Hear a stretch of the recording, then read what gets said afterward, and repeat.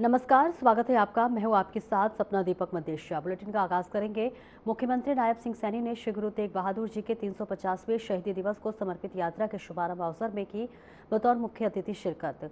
तो वहीं यमुनानगर में आयोजित कार्यक्रम में मुख्यमंत्री सैनी ने संबोधित किया, जहां उन्होंने कहा कि पहली यात्रा सिरसा से, दूसरी यात्रा पिंजौर और तीसरी यात्रा फरीदाबाद से शुरू की गई। ये यात्राएं पूरे हरियाणा में गुरु तेग बहादुर जी के इतिहास को लोगों में पहुंचाने का काम करेगी। साथ ही उन्होंने कहा कि 25 को आयोजित राज्य स्तरीय कार्यक्रम में प्रधानमंत्री नरेंद्र मोदी भी शिरकत करेंगे। सीएम सैनी ने कहा कि गुरु तेग बहादुर जी ने मानवता और धर्म की रक्षा के लिए महान बलिदान दिया। उनके बलिदान को जन जन तक पहुंचाना हरियाणा सरकार का प्रयास है।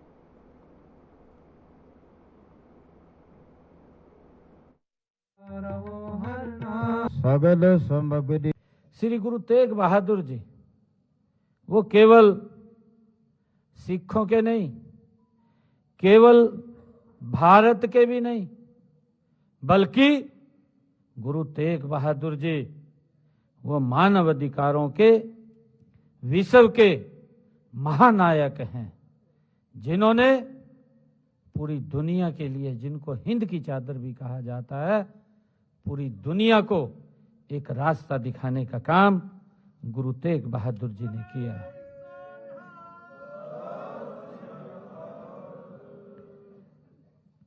प्यारी साध संगत जियो, हम सब जानते हैं 1664 में 8वें गुरु सरदार हरकिशन जी के ज्योति ज्योत समा जाने के बाद गुरु तेग बहादुर जी इस गुरु गद्दी पर बैठे। तेग बहादुर, ये गुरु तेग बहादुर जी के बारे में ये कहा गया है। साथियों, हम सब उस इतिहास के बारे में भी हमें मालूम है, और उस इतिहास के बारे में मालूम भी होना चाहिए कि जब औरंगजेब के द्वारा जो जोर जुल्म के बल पर हिंदुओं को कन्वर्ट किया जा रहा था, अत्याचार हो रहे थे, उस समय में पंडित कृपाराम के नेतृत्व में हमारे कश्मीर के पंडित आनंदपुर साहिब में गुरु तेग बहादुर जी के पास आए। गुरु तेग बहादुर जी को उन्होंने अपनी पूरी व्यथा सुनाई, उन्होंने उनकी बात को सुना, और सुनकर के गुरु तेग बहादुर जी ने कहा कि इसके लिए किसी एक महान व्यक्ति को अपना बलिदान देना पड़ेगा। गुरु तेग बहादुर जी ने उन कश्मीरी पंडितों को कहा, उनके साथ बहुत ही उनके सपुत्र मात्र जिनकी आयु 9 वर्ष की थी, गुरु गोविंद सिंह जी उनके साथ ही बैठे थे, जिन्होंने धर्म की रक्षा के लिए, जिन्होंने इस देश की रक्षा के लिए अपने आप को कुर्बान कर दिया। प्यारी साध संगत जियो, हम सब देखते भी हैं कि इतनी बड़ी कुर्बानी दुनिया में मुझे न देखने को मिली है, न कभी सुनने को मिली है, जितनी बड़ी कुर्बानी गुरु तेग बहादुर जी के परिवार ने इस धर्म की रक्षा के लिए दी है। इस तरह से लोगढ़ साहिब, इस रोड का नाम बाबा बंदा सिंह बहादुर दे नाम रखा गया है, क्योंकि ये पवित्र जो स्थल है, ये पवित्र जो भूमि है, ये बाबा बंदा सिंह बहादुर की राजधानी थी।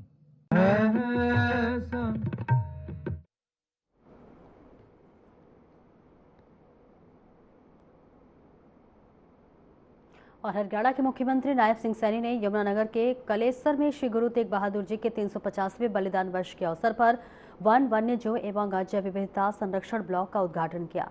मुख्यमंत्री ने विद्यार्थियों के साथ 350 पौधे लगाए, सफारी ट्रेल और श्री गुरु तेग बहादुर जी द्वारा शुभारंभ किया और AI आधारित monitoring tower, tree canopy walk और 3 सदस्यीय वॉच टावर का शिलान्यास किया।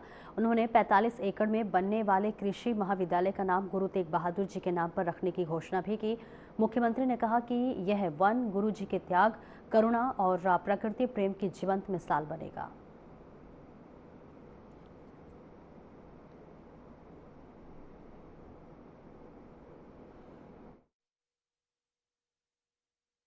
मैं आज गुरु तेग बहादुर जी के नाम से जो वन आज लगा है और हमारे खालसा सीनियर सेकेंडरी स्कूल के 350 बच्चों ने एक समय में इस वन में पौधारोपण किया है, मैं इसके लिए आप सबको बधाई देता हूं, शुभकामनाएं देता हूं।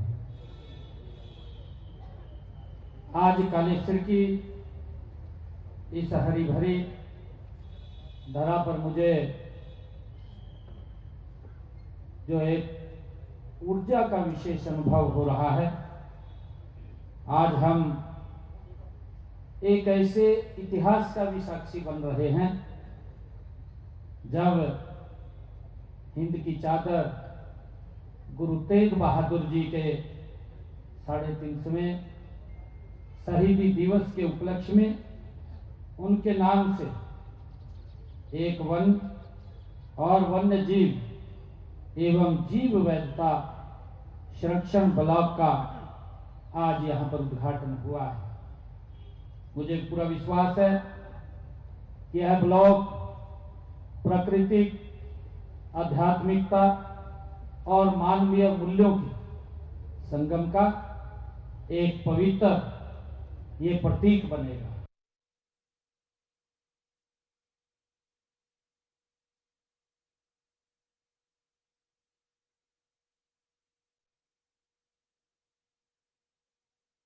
पचासवें शहीदी पर्व के अवसर पर हरियाणा के मुख्यमंत्री नायब सिंह सैनी ने यमुनानगर जिले के सडोरा में पहुंचे, जहां उन्होंने श्रद्धा और निष्ठा के साथ गुरुद्वारे में मत्था टेक कर गुरुवाणी का आशीर्वाद प्राप्त किया।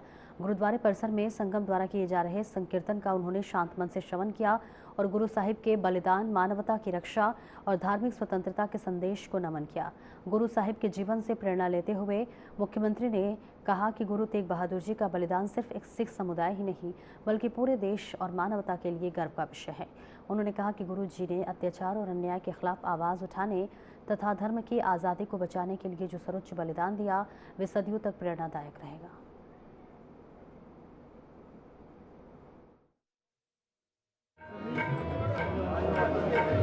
बोलिए थोड़े पीछे। उपस्थित सभी महानुभाव, मातृशक्ति, आप सबनों सबसे पहला तो मैं जी आया नू आखदा हाँ।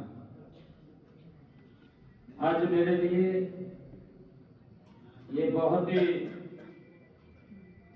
गौरव की गल है कि सढौरा दे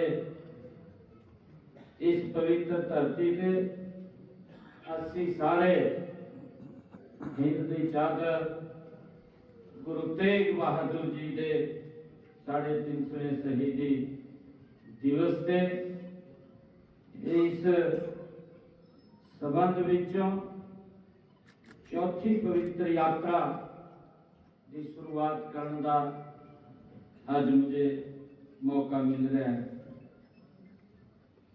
ये यात्रा श्री गुरु तेग बहादुर जी दे ਅਤੇ ਉਹਨਾਂ ਦੇ अनेक सेवक भाई मतीदास जी, भाई सच्चीदास जी, भाई जयला जी, उन्होंने तप, त्याग, विचार ਅਤੇ धर्म ਦੇ ਲਈ ਉਹਨਾਂ ਦੀ शहादत ਨੂੰ जन जन तक पहुंचाने का उपराला किया जा रहा है।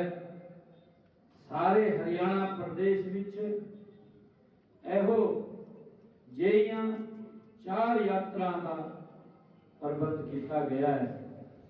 आज चौथी यात्रा इस पवित्र थां से उन्होंने शुरू करने का आज मुझे मौका मिल रहा है।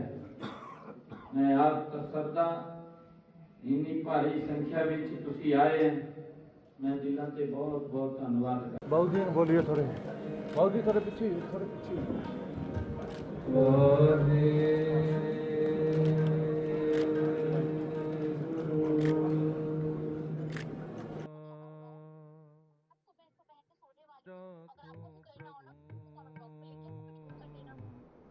कुरुक्षेत्र में आयोजित अंतर्राष्ट्रीय गीता महोत्सव 2025 में इस बार पर्यटकों को पहली बार वैदिक शिक्षा और गुरुकुल पद्धति का अनोखा अनुभव मिल रहा है।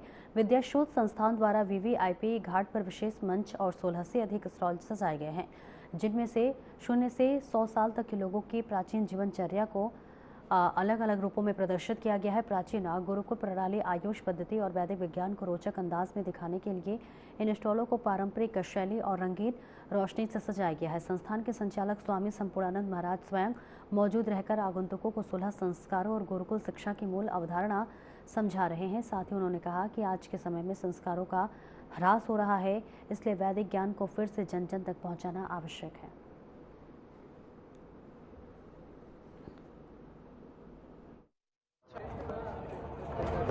कुरुक्षेत्र की तरफ से तो सनातन संस्कृति रक्षक एक अब की बार प्रदर्शनी लगाई है जो गुरुकुल शिक्षा पद्धति और 16 संस्कार के ऊपर है। तो इसमें 0 से लेकर के 100 साल तक का पहले कैसे जीवन का विभाग होता था उसके ऊपर है, और गुरुकुल में क्या क्या सिखाया जाता था और वो सीख करके समाज में वो आकर के क्या क्या बच्चे योगदान देते थे, उस सारे के ऊपर एक प्रदर्शनी है।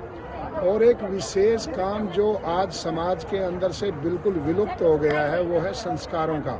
इस बात के लिए सारा संसार चिंतित है कि युवाओं में, बच्चों में, आगे हमारे मनुष्यों में संस्कार नहीं आ रहे।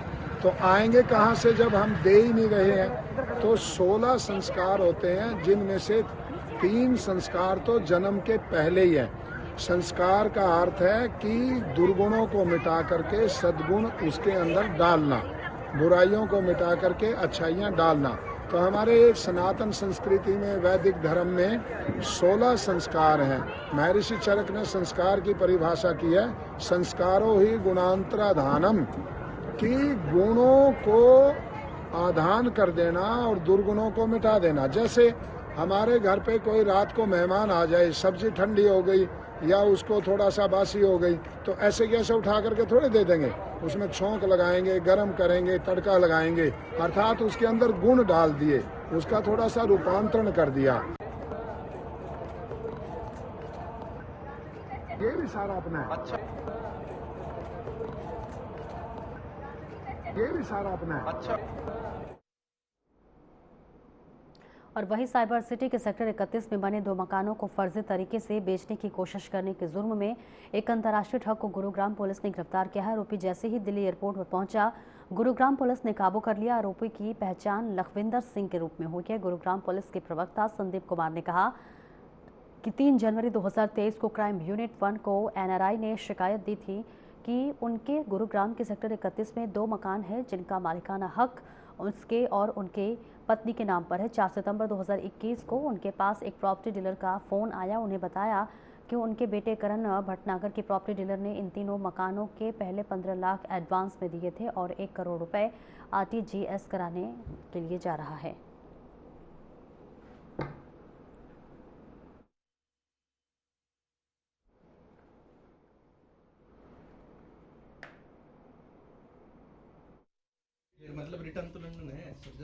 इस मामले में गुरुग्राम पुलिस को एक शिकायत एक व्यक्ति के द्वारा दी गई थी और उनके द्वारा बताया गया था कि उसके 2 मकान हैं जो कि सेक्टर 31 गुरुग्राम में हैं।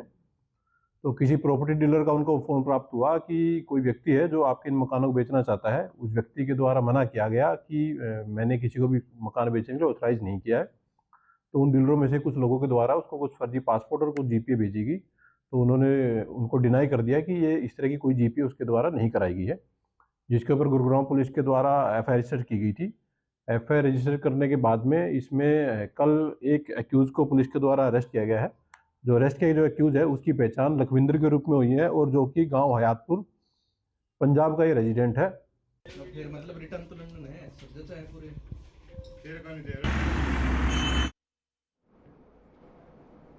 कुरुक्षेत्र पुलिस ने अमन हत्या मामले की गुत्थी सुलझाते हुए हत्या आरोपी को गिरफ्तार कर लिया है। टीम ने अमन हत्या मामले के आरोपी कुलदीप को गिरफ्तार करने में सफलता हासिल की है। जानकारी देते हुए अपराध प्रभारी निरीक्षक सुरेंद्र कुमार ने बताया कि 13 नवंबर 2025 को पुलिस को सूचना मिली थी कि गांव गादले में मंदिर के पास एक लड़के की लाश पड़ी है। सूचना पर पुलिस मौके पर पहुंची और मौका पर सीन ऑफ क्राइम को बुलाकर जांच की।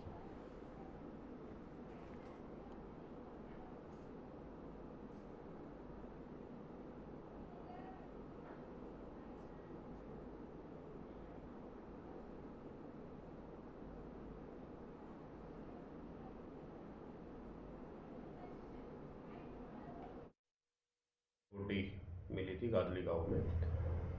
वहाँ पे जो पुलिस के द्वारा जाके जांच की गई तो एक व्यक्ति था जो उसकी बेरहमी से चोटें मार के सिर में और मुंह पे उसकी हत्या कर दी। इसी कंसर्न में लाडवा थाने में FIR नंबर 446 दर्ज की गई और जो मृत व्यक्ति था वो उसका नाम अमन था और मनियारपुर का रहने वाला था। तो किसी ने उसको चोटें मार के उसकी हत्या कर दी। इसी कंसर्न में CIA 1 की टीम के द्वारा एक व्यक्ति कुलदीप उर्फ काला जो कि लाडवा थाने के अंतर्गत ही गाँव आता डूडी उसका रहने वाला है, उसको गिरफ्तार किया गया। जो गिरफ्तार करके पूछताछ में उसने बताया कि जो अमन था उसको चोटें मार के उसकी हत्या इसी के द्वारा की गई थी। आज इसको माननीय न्यायालय में पेश किया जाएगा और रिमांड पे लिया जाएगा और फिर उसके बाद प्रॉपर इससे पूछताछ होगी कि क्या कारण था, किस वजह से इसने इसकी हत्या।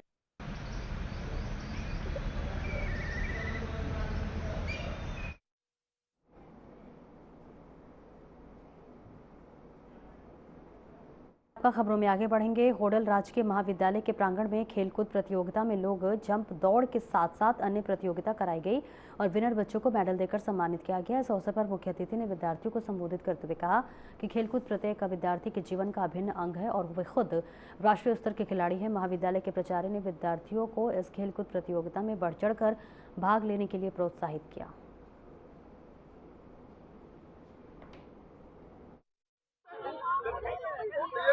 ये राजकीय महाविद्यालय होडल में 43वीं वार्षिक खेलकूद प्रतियोगिता है जिसमें करीब 80 बच्चों ने पार्टिसिपेट किया है और BA, BCom, BSc, MA सभी के विद्यार्थियों ने पार्टिसिपेट किया है। और इसका उद्देश्य यही है कि बच्चों को भविष्य के लिए तैयार करना, खेल कूद में रुचि पैदा करना, क्योंकि एक बच्चे का तभी एक डेवलपमेंट हो पाता है, विकास हो पाता है जब वो खेलों को भी पढ़ाई के साथ लेके चलता है।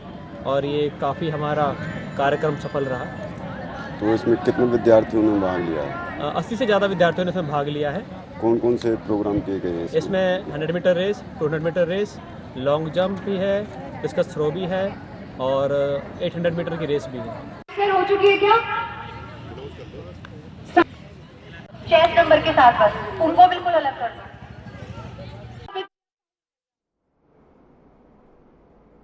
नांगल चौधरी क्षेत्र की सिरोही बहाली स्थित टोल प्लाजा पर रात के समय हमले की वारदात सामने आई है। जानकारी के अनुसार 2 गाड़ियों में सवार होकर पहुंचे कुछ युवकों ने अचानक टोल प्लाजा पर तोड़फोड़ शुरू कर दी। हमलावरों ने करीब 10 बूथों के शीशे तोड़ दिए और कंप्यूटर सिस्टम सहित अन्य उपकरणों पर भी काफी नुकसान पहुंचाया। पुलिस ने इस मामले में मुकदमा दर्ज कर कार्रवाई शुरू कर दी है। वहीं आरोपियों की भी पहचान हो चुकी है। टोल कर्मियों ने बताया कि अचानक नांगल चौधरी की तरफ से 2 बोलेरो गाड़ी आई और उन्होंने लाठी डंडों से टोल बूथों पर हमला शुरू कर दिया। शिकायत पर पहुंची पुलिस ने मामला दर्ज कर जांच शुरू कर दी है।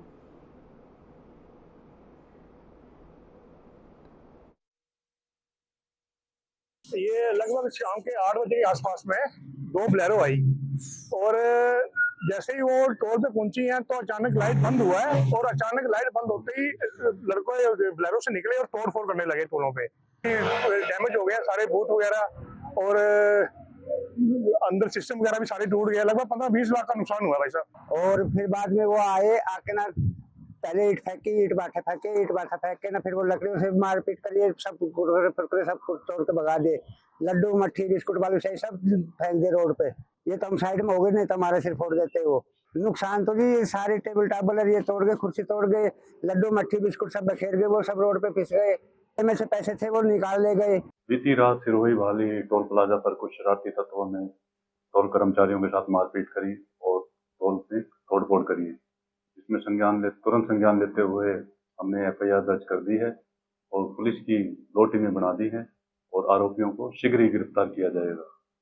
अभी कोई आरोपियों की पहचान हो गई? हाँ, पहचान हो गई है। खालवा गांव के आरोपी बताए गए हैं। उनको 2 टीमें बना दी गई है, एक CIA की और एक पुलिस स्टेशन की। उनको शीघ्र गिरफ्तार कर लिया जाएगा।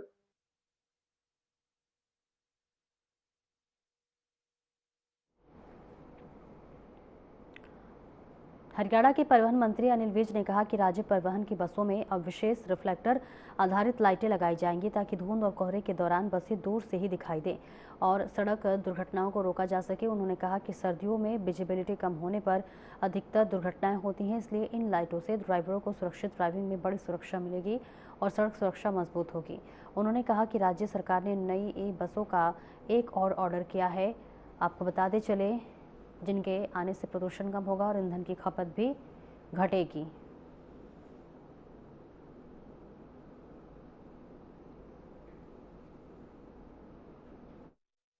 जो हरियाणा रोडवेज की बसें, ई बसें पहले भी हरियाणा में काफी खरीदी हैं और वो जगह जगह चल रही है। खास तौर से जो शहरी बस सर्विस है उसमें हम उनको चला रहे हैं। अम्बाला छावनी में भी चल रहे हैं ये बस।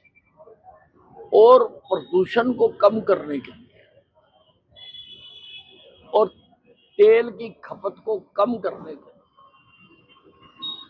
हम और भी बहुत सारी बसें मंगा रहे हैं। हमने उसका ऑर्डर कर रखा है और हम चाहते हैं कि धीरे धीरे हम बसों को रिप्लेस कर सकते हैं। हम जो हरियाणा रोडवेज की बसें। फिलहाल इस बुलेटिन में इतना ही। नमस्कार।